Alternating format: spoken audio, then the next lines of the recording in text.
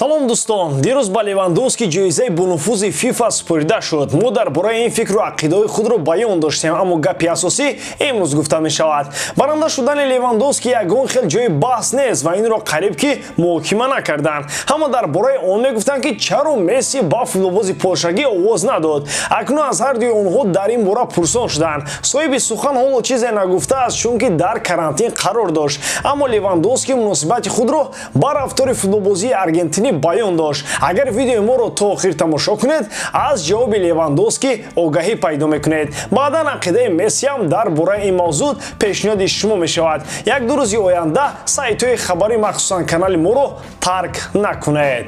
Дӯстон, футбол давом дорад ва Премьер-лигаи Англия дар ҷӯшу хуруш аст. Антонио Конте кӯшиш мекунад дар майдони Лестер ба мухлисони Тоттенхем се хол тӯҳфа намояд. Манчестер Юнайтед бо Криштиану Роналдо ба Брентфорд мераванд. Оё Криро баъди ҷароҳат метавонад гол занад? Тамошои ин бозиҳоро бо 1x ҷолибтар кунед. Регистратсияи осон, пур кардани маблағ аз томи гӯшаву канори дунё. Вале аз ҳама муҳим бонус то $100 дар аввалин пардохт бо промокоди AMG 0777. Ссилкаи бозӣ дар комментария. Ба ҳама муваффақият.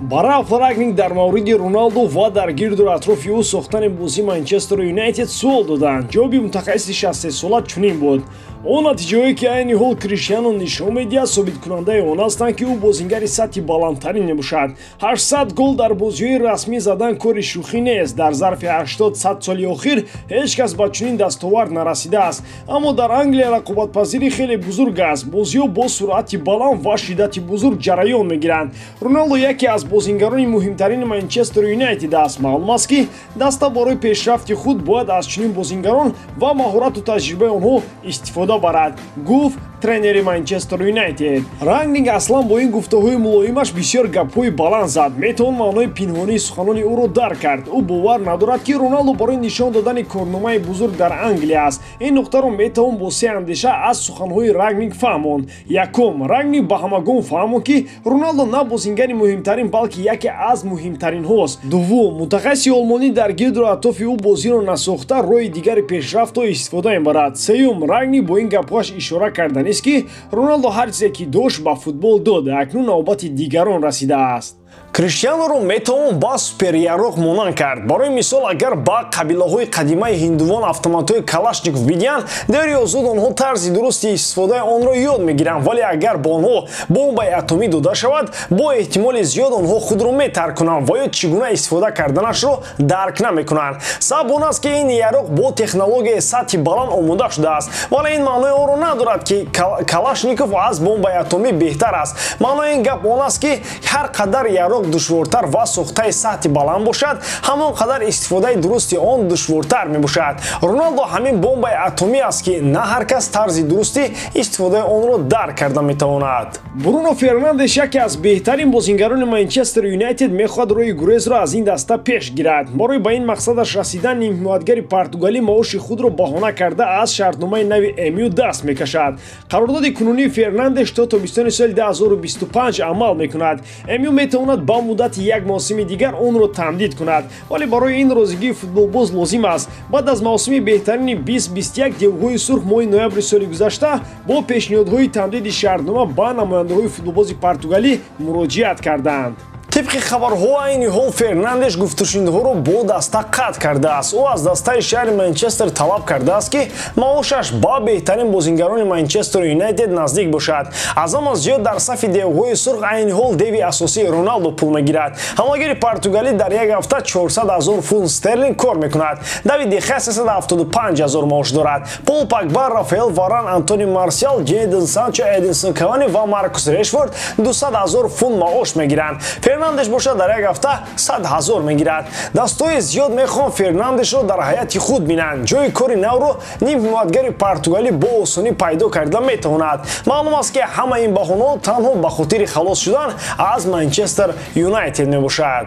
баъд аз маросими спордани ҷоизаҳои The-Best маълум шуд ки кадом футболбозон овозҳои худро ба кӣ доданд. Маълум шуд ки Месси ҳамлагари полшагӣ Левандовскиро интихоб накардааст. Футболбози аргентинӣ ба ҷонибдории Килиан Мбаппе, Неймар ва Карим Бензема овозҳои худро равон кардааст. Ҳамлагари дастаи Бавария дар ин бора ибрози андеша карда чунин гуфт: агар ман суханҳои Мессиро дар маросими ҷоизаспории туби тилло ба хотир орам, метавонам бигӯям ки ӯ бисёр суханҳои зебо нисбати ман гуфт. Ман аз шунидани онҳо хеле хушҳол шудам. Агар ӯ барои беҳтарин шудани ман дар овоздиҳии FIFA моро интихоб накарда бошад, ин кори шахсии ӯст. Барои ин шудан ман бо ӯ муносибатамро бад нахоҳам кард. овоз додан озод ва интихоби ҳар як нафар буд. беҳтар мешавад агар дар ин бора аз худи ӯ пурсон шавед.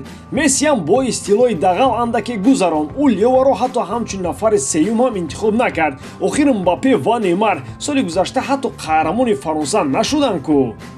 бо чунин интихоб Месси метавонист ба номзадии штангаи дарвозаи тарафи чапи Парк де Пранс овози сеюмашро равон кунад. маълум аст ки Месси Мбаппе ва Неймаро ба ҳисси ҳамдастагони худ интихоб кард. онҳо дар феҳристи бозингарони беҳтарин қарор доштанд ва футболбози аргентинӣ овозҳояшро ба ҷонибдории онҳо равон кард. агар дар Барса қарор медошт, интихоби Месси фарқкунанда мебуд. ба ҷои Мбаппе аниқ ягум нафар аз Барса мебуд.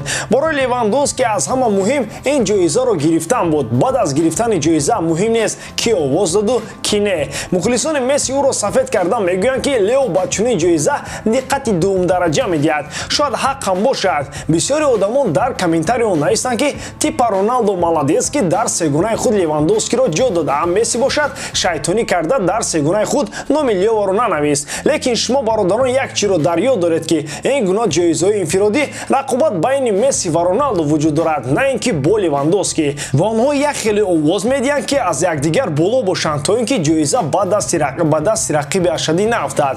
Роналдо медонист ки дар ин овоздиҳӣ шанс надорад, яъне фаворит нест. аз ҳамин лиҳоз овози худро ки 5 балл буд ба Левандовски дод, а ба Месси 0. ин маънои онро дорад ки аз овоздиҳии Роналдо ҳамаи чиз вобастагӣ дошт, ҳадди ақал 5 балл. ҳамин тавр Месси низ номи Левандовскиро дар сегонаи худ ҷо надод то ин ки ҷоизаи The-Best ба ӯ дода нашавад. агар солҳои пешро ба ёд дорем, ягон маротиба Криш дар ҷои аввал ҳатто дар сегонаи худ рақиби ашадии худро ҷо намекард. ба Левандовски бошад респекти калон, бояд ӯ аз Месси хафа нашавад. агар Лео бо Криш ин гуна намебуданд, ким кайҳо ба монанди Азар ё ин ки Роналдино мешуданд. рақобати ҳамдигар ва ташнаи ғолибият онҳоро аз якдигар бузург кардааст. шумо чӣ мегӯед дӯстон? ҳатман фикрҳои худро дар комментария нависед. ба ҳамин тамом, бовар дорам ки эҷодкории ман ба шумо писанд меояд. лайк, комментария ва дар канал обуна шуданро аз ёд набароред. бо шумо мисли ҳар вақта Муҳаммад Гаиров. хай дӯстон, дар паноҳи Аллоҳ.